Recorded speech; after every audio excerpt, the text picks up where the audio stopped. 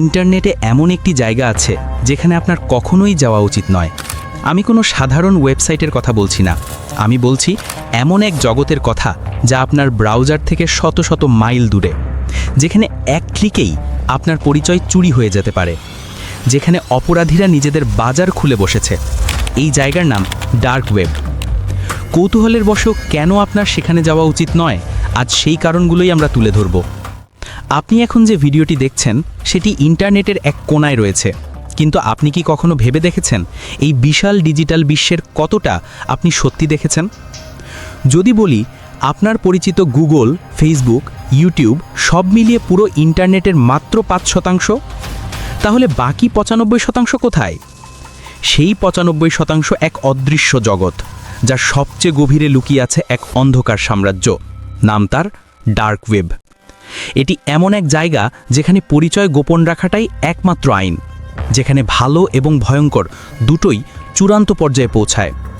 আজ আমরা সেই নিষিদ্ধ জগতের দরজা খুলব, জানব কারা তৈরি করেছিল এই ছায়া দুনিয়া আর সেখানে ঠিক কি হয়।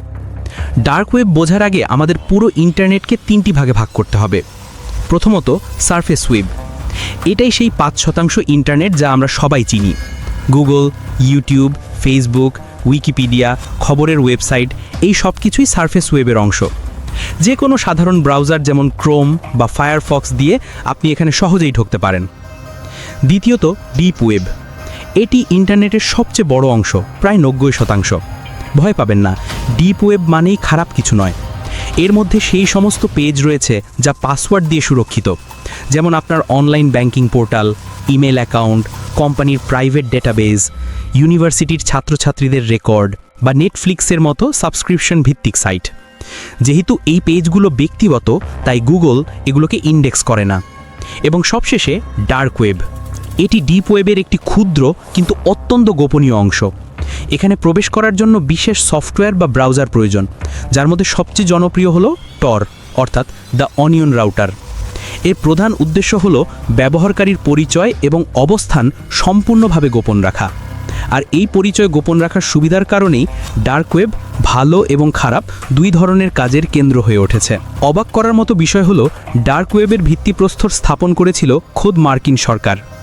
90-এর দশকে মার্কিন নেভাল রিসার্চ ল্যাবরেটরি তাদের গোয়েন্দা এবং এজেন্টদের জন্য একটি সুরক্ষিত এবং গোপন কমিউনিকেশন সিস্টেম তৈরি করতে চেয়েছিল। তাদের উদ্দেশ্য ছিল এমন একটি নেটওয়ার্ক তৈরি করা যেখানে তাদের এজেন্টরা পরিচয় প্রকাশ না করে নিরাপদে তথ্য আদান প্রদান করতে পারে। গণিতবিদ পল সাইভারসন এবং তার সহকর্মীরা অনিয়ন রাউটিং নামে একটি প্রযুক্তি তৈরি করেন। এর ধারণাটি ছিল পেঁয়াজের মতো। ডেটা পাঠানোর সময় তাকে পেঁয়াজের খোসার মতো অনেকগুলো এনক্রিপশনের স্তরে মুড়ে দেওয়া হয়।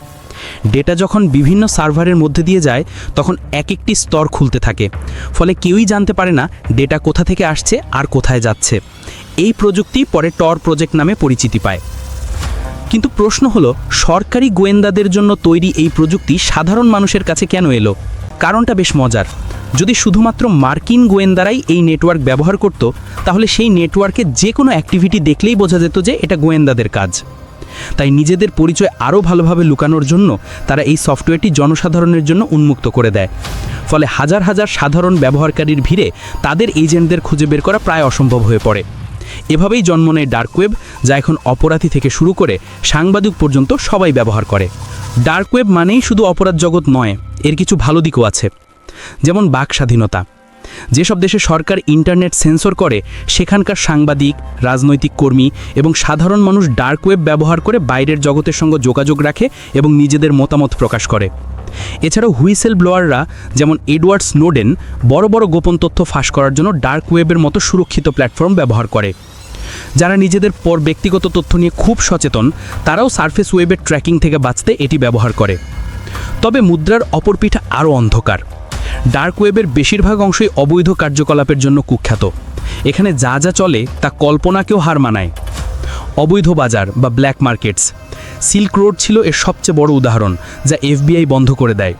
এখনও এরকম হাজারো মার্কেট প্লেস আছে যেখানে ড্রাগস, অস্ত্র, চোরাই ক্রেডিট কার্ড, জাল পাসপোর্ট এবং এমনকি মানুষও কেনাবেচা হয়।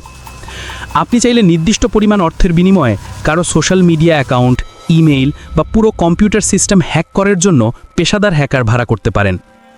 এখানে এমন সব ভয়ঙ্কর এবং অমানবিক ভিডিও এবং ছবি শেয়ার করা হয় যা সাধারণ মানুষের মানসিক স্বাস্থ্যের জন্য অত্যন্ত ক্ষতিকর। কথিত আছে ডার্ক ওয়েবে রেড রুমস নামে লাইভ মার্ডার বা টর্চারের মতো ঘটনাও সরাসরি প্রচার করা হয়, যা দেখার জন্য দর্শকরা ক্রিপ্টোকারেন্সির মাধ্যমে টাকা দেয়, যদিও এর অস্তিত্ব নিয়ে বিতর্ক রয়েছে। ডার্ক ওয়েবে কোনো সাধারণ মুদ্রা বা অনলাইন পেমেন্ট সিস্টেম কাজ করে না, কারণ তাতে পরিচয় ফাঁস হয়ে যাওয়ার ভয় থাকে। এখানকার প্রধান মুদ্রা হলো ক্রিপ্টোকারেন্সি, বিশেষ করে বিটকয়েন এবং মনেরো। ক্রিপ্টোকারেন্সি ব্লকচেইন প্রযুক্তির ওপর ভিত্তি করে তৈরি, যা লেনদেনকে বিকেন্দ্রীকৃত করে তোলে। এর মানে হলো কোনো ব্যাংক বা সরকারি প্রতিষ্ঠান এই লেনদেন নিয়ন্ত্রণ করে না, ফলে কে কাকে টাকা পাঠাচ্ছে তা ট্র্যাক করা প্রায় অসম্ভব। এই সুবিধার জন্যই ডার্ক ওয়েবের সমস্ত অবৈধ লেনদেন ক্রিপ্টোকারেন্সির মাধ্যমেই সম্পন্ন হয়। 2008 সালে সাতোশি নাকামোটোর বিটকয়েন আবিষ্কারের পরই ডার্ক ওয়েবের অবৈধ বাজারগুলো জ্যান্ত ফুলে ফেপে ওঠে। এত কিছু জানার পর আপনার মনে কৌতূহল জাগতেই পারে, কিন্তু মনে রাখবেন, কৌতূহলের বসে ডার্ক ওয়েবে প্রবেশ করা আপনার জীবনের সবচেয়ে বড় ভুল হতে পারে। প্রথমত, এটি অত্যন্ত বিপজ্জনক। এখানে অযন্ত্রে রয়েছে স্ক্যামার, হ্যাকার এবং ভাইরাস, যারা আপনার সামান্য ভুলেই আপনার ব্যক্তিগত তথ্য, টাকা পয়সা, এমনকি আপনার পরিচয়ও চুরি করে নিতে পারে। দ্বিতীয়ত, অজান্তেই আপনি ভয়ঙ্কর সব বেআইনি কার্যকলাপে সাক্ষী হয়ে যেতে পারেন, যা আপনার মনে গভীর এবং নেতিবাচক প্রভাব ফেলবে। এবং সবশেষে, যদিও টর আপনার পরিচয় গোপন রাখে, আইন প্রয়োগকারী সংস্থাগুলো সবসময় ডার্ক ওয়েবের ওপর নজর রাখে। কোনো অবৈধ সাইটে শুধু প্রবেশ করার জন্য আপনি আইনি ঝামেলায় পড়তে পারেন। এই ডার্ক ওয়েব এবং ইথিক্যাল হ্যাকিং নিয়ে এমএসবি একাডেমিতে certified ethical hacking master class নামে একটি কোর্স রয়েছে, যেখানে এই ডার্ক ওয়েব সম্পর্কে বিস্তারিত গাইডলাইন দেওয়া হয়েছে। চাইলে এই ভিডিওর ডেসক্রিপশনে দেওয়া লিঙ্কে ক্লিক করে কোর্সের লিঙ্ক ভিজিট করে দেখে আসতে পারেন।